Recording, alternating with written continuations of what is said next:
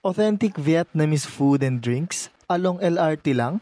Tara, kape tayo sa Ume. What is up sa inyo mga afford? Ngayong araw, dayuin nga natin tong Ume Cafe sa top. Eto nga pala yung menu nila.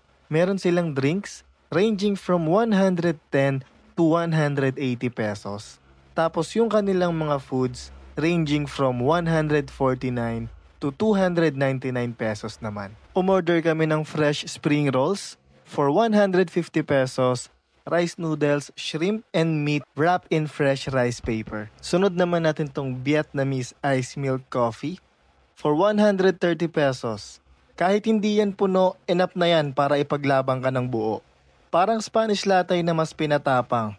Palpitate ako dyan eh. Lastly, etong coconut blended coffee nila for 150 pesos.